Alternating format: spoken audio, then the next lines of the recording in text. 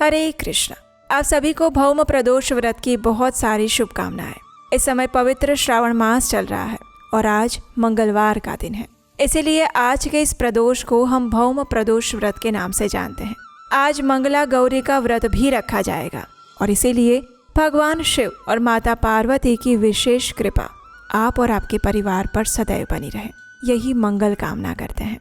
और इसी मंगल कामना के साथ चलिए आज की प्रदोष व्रत कथा का श्रवण करते हैं।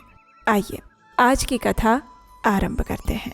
प्राचीन काल में एक नगर में एक वृद्धा निवास करती थी। उसका एक पुत्र भी था और उसका नाम मंगलिया था। वृद्धा हनुमान जी की अनन्य भक्त थी। वो प्रत्येक मंगलवार को हनुमान जी का व्रत करके पूर्ण विधि विधान के अनुसार उन्हें भोग आदि अर्पण करती थी।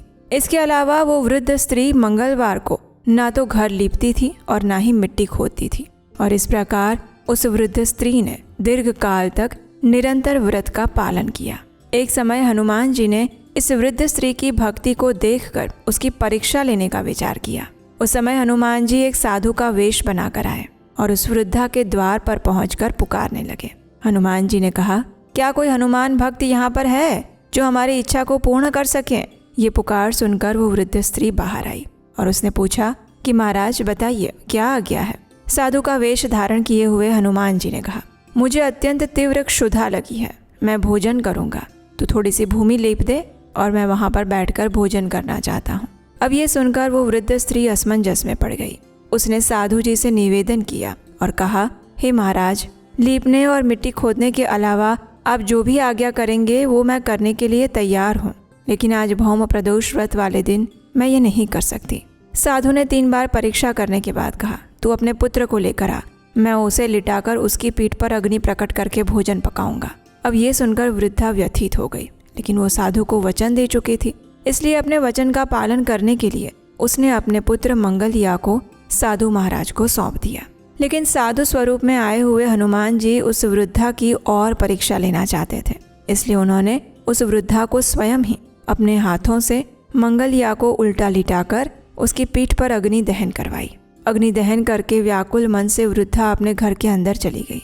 भोजन पकाने के बाद साधु ने वृद्धा को बुलाया और कहा, तू भी मंगलिया को बुला ले ताकि वो भी आकर भोग लगा ले। वृद्धा ने अश्रुपूर्ण नेत्रों से कहा, उसका नाम लेकर अब आप मेरे हृदय को और अधिक कष्ट प्रदान ना करें साधुदेव। लेकिन साधु महाराज वृद्धा से अपने पुत्र को पुकारने का हठ करने लगे। जब साधु जी नहीं माने तो वृद्धा ने अपने आंखों में आंसू भरते हुए अपने पुत्र को पुकारना आरंभ किया और उसके पुकारते ही मंगलिया तत्क्षण हंसते खेलते दौड़ता हुआ वहां चला आया। अपने पुत्र मंगलिया को सकुशल देखकर वृद्धा को अत्यंत हर्ष और आश्चर्य हुआ। वो साधु महाराज के चरणों में बार बार नमन करने लगी और साधु के वेश में आए हुए हनुमान जी ने वृद्धा को अपने वास्तविक स्वरूप का दर्शन करवाया। हनुमान जी को साक्षात अपने सामने देखकर वृद्धा स्वयं के जीवन को धन्य मानने लगी और इस प्रकार मंगल प्रदोष व्रत के फल स्वरूप उस वृद्धा का कल्याण हुआ। तो ये थी आज की भौम प्रदोष व्रत कथा। आज संध्या के समय प्रदोष काल में भगवान शिव की पूर्ण श्रद्धा और भक्ति भाव से पूजा अर्चना की जानी चाहिए।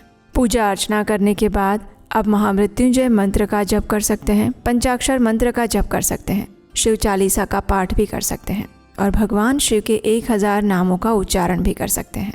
भगवान शिव त्रिदेवों में से एक संहार के देवता माने जाते हैं, लेकिन वे आशुतोष भी कहे जाते हैं। वे अपने भक्तों पर अत्यंत सरलता से प्रसन्न हो जाते हैं और भगवान शिव की कृपा के बिना कोई भी भक्त भगवान श्री हरि की कृपा प्राप्त नहीं कर सकते। आइए अब हम ऐसी ही एक और पौराणिक कथा का श्रवण करते हैं।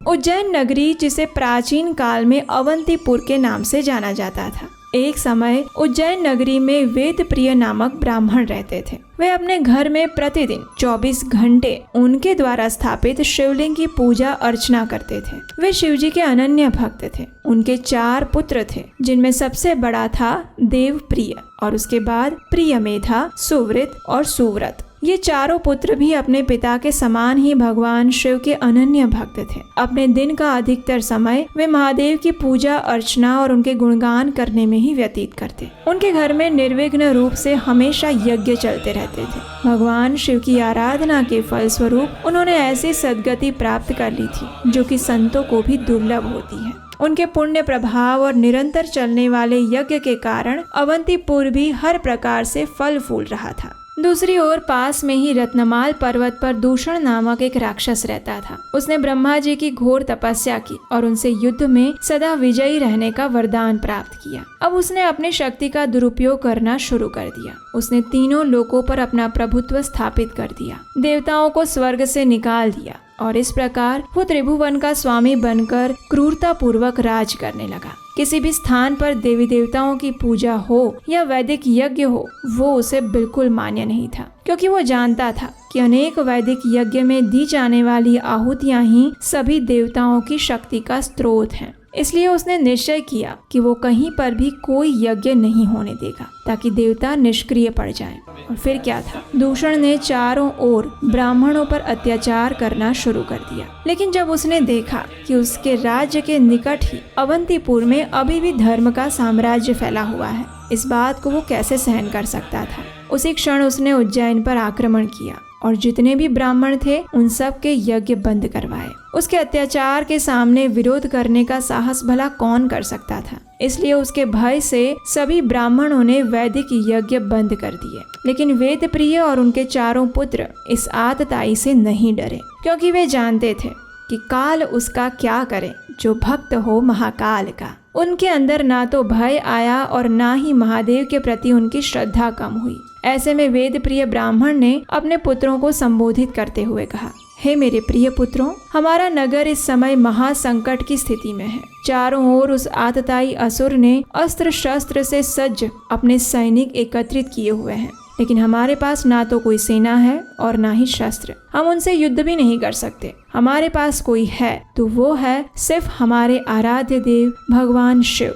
इसलिए हमें उनकी ही शरण में जाना चाहिए और उनके प्रति हमारी श्रद्धा को अटूट बनाए रखना चाहिए। वे अवश्य अपने भक्तों की रक्षा करते हैं। अपने पिता के ऐसे साहसपूर्ण वचनों को सुनकर वेद प्रिय ब्राह्मण के सभी पुत्रों में एक नवीन उत्साह और श्रद्धा का संचार हुआ। उन्होंने मिट्टी से बने अपने शिवलिंग की पूजा करना आरंभ किया और अब अवंती में सिर्फ यही एक घर बचा था जहां अभी भी भगवान शिव की आराधना हो रही थी। अब दिन रात वेद प्रिय ब्राह्मण और उनके चारों पुत्र महादेव की आराधना में इतने लीन हो गए कि उन्हें इस बात का पता भी नहीं चला कि कब उनके घर के द्वार पर दूषण असुर आकर खड़ा हो चुका था। वो उन्हें धमकाते हुए कहने लगा, अरे मूर्ख ब्राह्मण, ये पूजा अर्चना करना बंद कर दे। यदि तूने ऐसा नहीं किया तो मैं अपनी तलवार से तेरा मस्तक धड़ से अलग कर दूंगा। मेरी बात मान ले, अन्यथा अपने प्राणों से हाथ धो बैठेगा।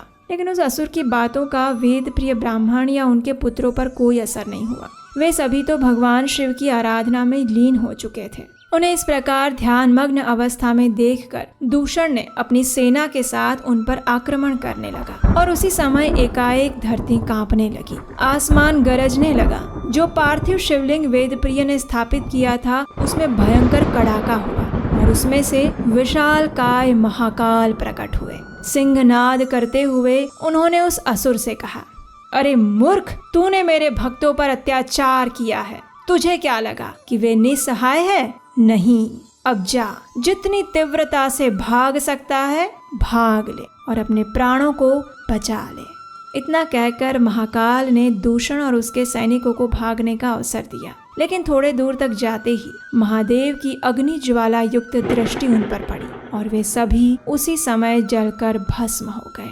त्रिलोक पर शासन करने वाला दूषण असुर अब राख का ढेर बनकर पड़ा हुआ था। असुर का नाश होते ही देवतागण आकाश से पुष्प वर्षा करने लगे। चारों ओर मंगलमय ध्वनि और दुंदुभियां बज उठी। ब्राह्मण पुत्रों की भक्ति और निर्भयता से प्रसन्न होकर महाकाल ने उनसे कुछ वर मांगने के लिए कहा और तब वेद प्रिय ब्राह्मण ने महादेव से विनती की, हे शंभु, आपके दर्शन मात्र से हमारी सभी मनोकामनाएं पूर्ण हो गई है। हमारी यही इच्छा है कि आप हमें इस भौतिक जगत से मुक्ति प्रदान करिए और दूसरा ये कि जिस शिवलिंग की हमने आराधना की है और जिसमें से आप प्रकट हुए हैं उसमें आप सदा सदा के लिए विराजमान रहिए और सृष्टि के जीवों का कल्याण करें। जो भी आपकी शरण में आए आप उनकी रक्षा करिए। महादेव ने ब्राह्मण की मनोकामना को पूर्ण करते हुए अपने तृतीय प्रकाश स्तंभ महाकालेश्वर ज्योतिर्लिंग के रूप में उसी स्थान पर उज्जैन में अपना निवास स्थान बना लिया। नैमिषारण्य में एकत्रित हुए शौनक आदि ऋषियों को महाकालेश्वर ज्योतिर्लिंग का महत्व बताते हुए श्रील सूत गोस्वामी जी कहते हैं कि जो भी व्यक्ति महाकाल के दर्शन करता है उसे स्वप्न में भी कोई दुख नहीं आता। सभी इच्छाओं की पूर्ति के साथ साथ वह व्यक्ति मोक्ष प्राप्त करता है। महाकालेश्वर का ये ज्योतिर्लिंग मध्य प्रदेश राज्य के उज्जैन में स्थित है और 3 किलोमीटर के विस्तार में फैला हुआ है। रामायण के अनुसार भगवान श्री राम और माता सीता ने अपने स्वर्गीय पिता दशरथ महाराज का पिंडदान इसी स्थान पर किया था। भगवान श्री कृष्ण और बलराम जी ने अपने गुरु सांदीपनि ऋषि से शिक्षा इसी स्थान पर प्राप्त की थी और आज भी उनका आश्रम यहाँ पर स्थित है, जिसमें सर्वेश्वर महादेव के रूप में शिवलिंग की उपासना की जाती है। भगवान श्री कृष्ण की 8 रानियों में से एक मित्रवृंदा भी इसी स्थान की राजकुमारी थी। राजा इंद्रद्युम्न, जिनके लिए भगवान जगन्नाथ जी प्रकट हुए थे, वे भी इसी क्षेत्र के राजा थे और राजा विक्रमादित्य की राजधानी भी उज्जैन में ही थी। श्री रूप गोस्वामी बताते हैं कि धरती पर ऐसे 7 तीर्थ हैं जो कि मोक्ष प्रदान करते हैं और ये 7 तीर्थ हैं अयोध्या, मथुरा, द्वारिका, कांची, माया, काशी और अवंतिका। यही नहीं, उज्जैन नगरी कई अन्य कारणों से भी बहुत महत्वपूर्ण है। जब पक्षीराज गरुड़ अमृत का कलश लेकर अपनी सौतेली माता कद्रू के पास जा रहे थे तो मार्ग में उन्होंने 4 स्थानों पर कलश रखा था और इन स्थानों पर कलश से अमृत की कुछ बूंदें छलक गई थी। ये 4 स्थानों में से अवंतिका यानी उज्जैन भी एक है। इन चारों स्थान पर महाकुंभ का आयोजन होता है। भगवान विष्णु की कृपा से उज्जैन में शिप्रा नामक एक नदी प्रकट हुई। यदि कोई इस पवित्र पावन शिप्रा नदी में स्नान करके फिर महाकालेश्वर ज्योतिर्लिंग का दर्शन करता है तो उसे सभी 12 ज्योतिर्लिंगों के दर्शन करने का फल प्राप्त होता है। जब राजा विक्रमादित्य अपनी राजधानी अवंतिका में निवास करते थे तो उन्हें यह अनुभव हुआ कि साक्षात महाकाल यहाँ विराजमान है। इसलिए उन्होंने घोषणा की कि उज्जैन के राजा वे नहीं बल्कि महाकाल है। इसके पश्चात राजा विक्रमादित्य केवल दिन के समय ही उज्जैन नगरी में रहकर अपना राजपाट का कार्य करते और सूर्यास्त होते ही शयन करने के लिए उज्जैन से प्रस्थान कर जाते। उनके वंशजों ने भी इस प्रथा का अनुगमन किया। उज्जैन में स्थित महाकालेश्वर ज्योतिर्लिंग का ये मंदिर विश्व में एकमात्र ऐसा मंदिर है जहाँ दक्षिण मुखी शिवलिंग स्थापित है। यहाँ भस्म आरती की विशेष परंपरा है जो अपने आप में बहुत अनोखी है। यहाँ प्रतिदिन भगवान शिव को विभिन्न रूपों में सुंदर श्रृंगार किया जाता है। इस भव्य मंदिर में महादेव के तांडव नृत्य को दर्शाते हुए 108 विशाल स्तंभ है। ये मंदिर इस ब्रह्मांड के केंद्र बिंदु पर स्थित है और इसका प्रमाण ये है कि उज्जैन से सोमनाथ की दूरी है 777 किलोमीटर, ओमकारेश्वर की दूरी है 111 किलोमीटर, भीमाशंकर की दूरी है 666 किलोमीटर, काशी विश्वनाथ, बैजनाथ और मल्लिकार्जुन की दूरी है 999 किलोमीटर, केदारनाथ की दूरी है 888 किलोमीटर, त्र्यंबकेश्वर और घुश्मेश्वर की दूरी है 555 किलोमीटर और रामेश्वरम की दूरी है 1999 किलोमीटर। ये आंकड़े यही कहते हैं कि उज्जैन न सिर्फ भारत का बल्कि संपूर्ण ब्रह्मांड का केंद्र बिंदु है और इस बात का प्रमाण वराह पुराण में भी मिलता है कि महाकालेश्वर ज्योतिर्लिंग संपूर्ण ब्रह्मांड की नाभि पर स्थित है। तो आइए भगवान भोलेनाथ की महिमा को अपने सभी मित्रों और परिवारजनों को शेयर करते हैं, इस वीडियो को अधिक से अधिक लोगों तक पहुंचाकर, और भगवान महाकालेश्वर से परम भगवान श्री कृष्ण की शुद्ध भक्तिमय सेवा की याचना करते हैं। हरे कृष्ण।